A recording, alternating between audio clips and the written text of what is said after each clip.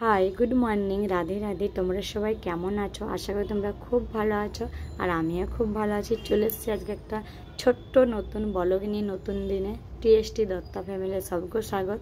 চলো আজকের ব্লগটা আশা করি তোমাদেরকে খুব খুব ভালো লাগবে। প্রথম থেকে শেষ অবধি দেখতে থাকো। এই যে সকালে উঠে ছেলে মেয়েদের, যেহেতু এখন সকালে স্কুল হচ্ছে, ছেলে মেয়েদের সকালে স্কুল শীতকালে কি গরমকালে কি হরিয়ানাতে সকালে স্কুলই হয়। ছেলে মেয়েদের স্কুল পাঠিয়ে দিয়েছি, দিয়ে নাস্তা করেছিলাম আজকে, হ্যাঁ রুটি আর ঘুগনি করে ওদিকে পাঠিয়ে দিয়েছি।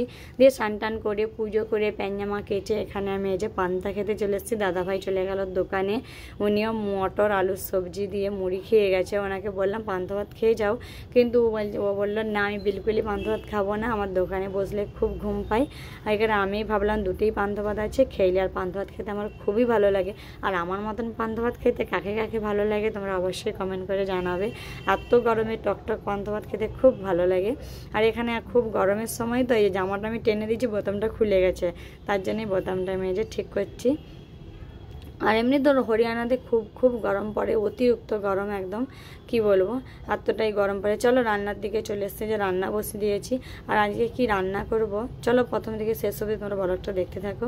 রান্নাতে আমি ভাতটা আমার অলরেডি ফুটে গেছে, দুধ গরমও হয়ে গেছে।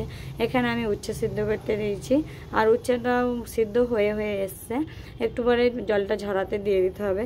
আর এখানে আমরা তো উচ্ছে মানে গরমের সময় কি আর রান্না করব ভাবছিলাম, তাই দাদাভাই উচ্ছে নিয়ে এসেছিলো। উচ্ছে আমি আনতেই বলেছিলাম যে উচ্ছে নিয়ে আসবে, রান্না করব। আর এবছর চৈতি মাসে একদিনও নিম পাতা আমি খাই না, আর কেননা চৈতি মাসে তখন নবরাত্রি করছিলাম, বরত চলছিল, কীভাবে নিম পাতা খাবার খাওয়া হয় না। আর এখানে সকালে আমি ঘুগনি করেছিলাম, বেঁচে আছে যে তোমাদেরকে দেখালাম। আর এখানে যে সরষাটা আমি এবার বেটে নিচ্ছি।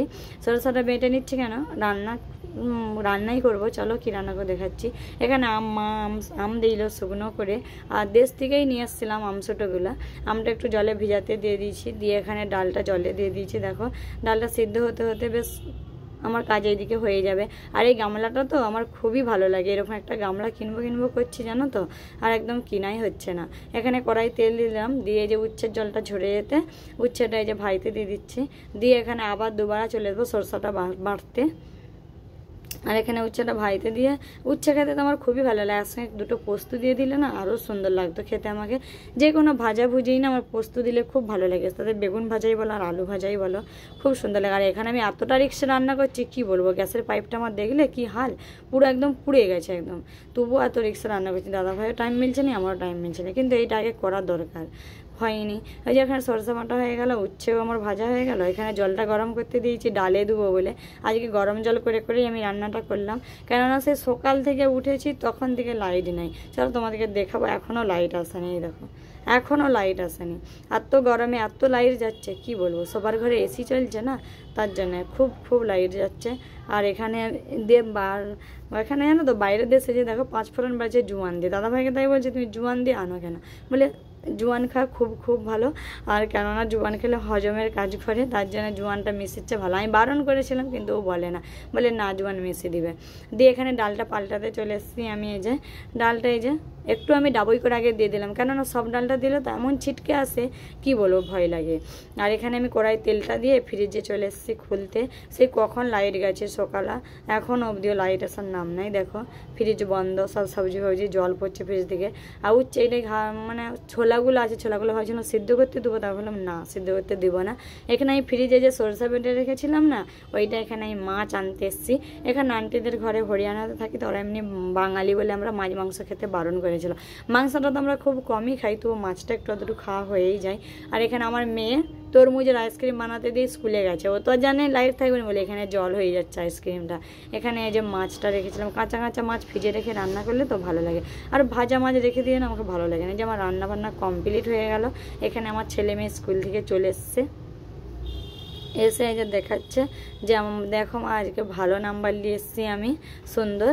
আর আমি বলি আচ্ছা দেখাও, দিয়ে ওই করে আমাকে দেখাচ্ছে যে মানে আমার 3টে গলতি হয়েছে, কিন্তু ভালো। আমি যে কই বাদ নি দেখাচ্ছে, তো এইটাই অনেক ভালো। কোনো বাচ্চা তো নাম্বার এলেও দেখায়নি। তাই আমার ছেলেকে বলছে তোমার টেস্ট হয়নি? বলছে না আমার হয়নি। ও যেহেতু 10 ক্লাসে হয়ে গেছে, ওকে এখন পড়তে হচ্ছে, এবছরই মাধ্যমিক দিবে ও, ওই করে আর টেস্ট হয়নি। আমার মেয়েরই টেস্ট হচ্ছে। আর আমার মেয়ের যে আমার ছেলের চেয়ে আমার মেয়ের হাতের লেখাটা খুবই সুন্দর। জানি না তোমাদেরকে কেমন লাগছে। এখানে রান্না বান্না করে ঢাকা দিয়ে রেখে দিয়ে আমার ছেলে মেয়ের সাথে একটু বকবক করলাম, করে এখানে যে চুলাটা পুঁছতে চলে এসেছি, নোংরা হয়েছিল। আর এখানে এই যে ভাতগুলো ঠান্ডা করতে দিয়েছি আমি। এই দেখো ঠান্ডা করতে দিয়ে পুছা মারছিলাম, নইলে আর গরম গরম, এত গরমে গরম ভাত খেতেও পারবে না। দিয়ে এখানে যে বাসনগুলো মাজবো বলে এখানে সব রেডি করে রাখলাম, তাই বাসন মাজা হয়ে গেল আমার। দিয়ে আমার ছেলেকে এই যে খেতে দেবো এবারে। তোমাদেরকে দেখাচ্ছি আজকে রান্না করেছি মাছের ঝাল, ডাল আর উচ্ছে ভাজা। বেশ খেয়ে টেয়ে ঘুমিয়ে পড়লাম, 1 ঘুম হলো। দিয়ে ঘুম থেকে উঠে দেখছি এই যে এখানে ছাদে চলে এসেছি ফ্যান জামা তুলতে। আমার ছেলে মেয়ে তো কেউ ঘরে নেই, সব টিউশনে গেছে। আর অন্ধকার হয়ে গেছে এখন, দেখো 4:30 বাজছে।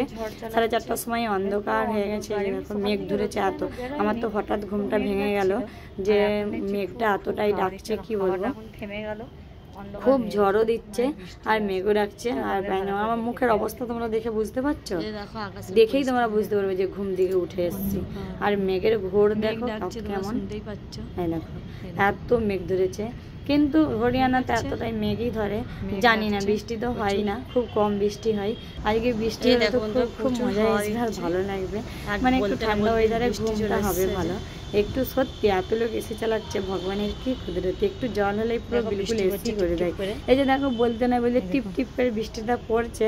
জানি না কত দূর বৃষ্টি হবে। আমার ছেলে মেয়ে তো টিউশনে গেছে, এখনো আসেনি, জানো তো, তাই ভয় লাগছে। হ্যাঁ, ভয়ের কিছু নাই, 2টো গলি পেরিয়ে যায় টিউশন। ঝড়টা থামলে টিউশন বলে ছাড়বে। আমি আশা করি আজকে তোমাদেরকে ভিডিওটা ভালো লাগলে লাইক কমেন্ট